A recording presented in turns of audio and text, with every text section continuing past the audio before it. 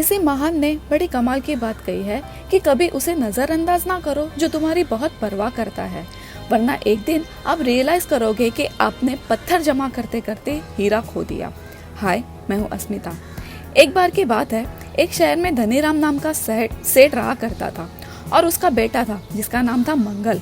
और जो मंगल था उसको बेटा नहीं हो रहा था।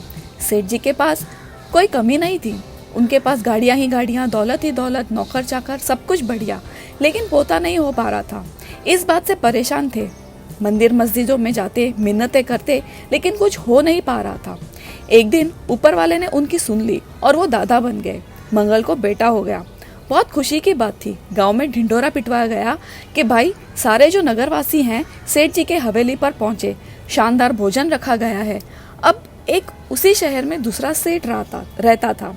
व्यापारी था, ठीक ठाक उसका भी काम चल रहा था। वो इतना बिजी रहता था कि अपने काम में इतना मशगूल रहता था कि उसे अपने कपड़ों का ध्यान नहीं रहता था। उसका नाम था रामसुख। उसको भी न्योता भिजवाया गया, बुलाया गया कि आपको भी पहुंचना है। शाम का वक्त था।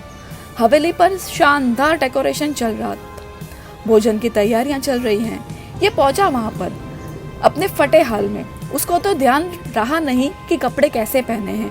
कुर्ता जो पहना था बेहाल था। अंदर पहुंचता है, धनीराम देख के चौंक जाता है। बोलता है, तुम्हें पता नहीं कि क्या चल रहा है? मैं दादा बन गया हूँ। दादा बनने की खुशी में भोजन रखा गया है और तुमसे ये कहना चाहता हूँ कि क्या बनकर आए हो?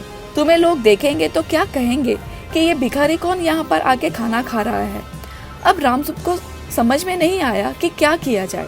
बोले कि अब क्या करें महाराज, अब चला जाऊं आपके यहाँ से? बोले कि जैसी मर्जी। वो गुस्से में आके नाराज होकर चला गया। वहां से अपने घर पहुंचा। घर जाकर उसने शीशे में जाकर देखा तो उसका जो कुर्ता था जगह जगह से फटा हुआ था। उसे याद आया कि ओहो, कपड़े भी तो पहन के जाने होते हैं। तो उसने उसी कुर्ते पर बड़ी शानदार सी रेशम सी एक जैकेट पहन ली और पहुंच गया। ऊपर से दुपट्टा डाल लिया, पगड़ी लगा ली। वापस वहां पहुंचा जहां शानदार खाना चल रहा है, बड़े बड़े लोग आए हुए हैं।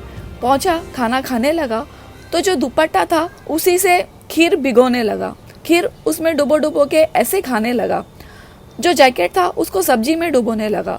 तो फिर से वो आया जो सेठ था धनीराम, जिसके यहाँ दादा बनने की खुशी में खाना चल रहा था। बोला कि ये क्या पागल जैसी हरकत कर रहे हो? तुम्हें मैंने बोला था कि ढंग के कपड़े पहन के आना, तुम यहाँ आकर ये सब हरकतें कर रहे हो। तो उसने बोला कि आपने ही तो बोला था कि कपड़ों की वजह से लोग तुम्हें देखेंगे, कपड़ों की वजह से भोजन रखा गया है, तो मैं कपड़ों को ही खाना खिला रहा हूँ। ये छोटी सी कहानी हमें बताती है कि हमारी जिंदगी में कुछ ही लोग होते हैं जो आपकी परवाह करते हैं। जब हम भोज रखते हैं, खाना रखते हैं, तो कुछ लोग बस इसीलिए आते हैं कि औपचारिकता निभानी है।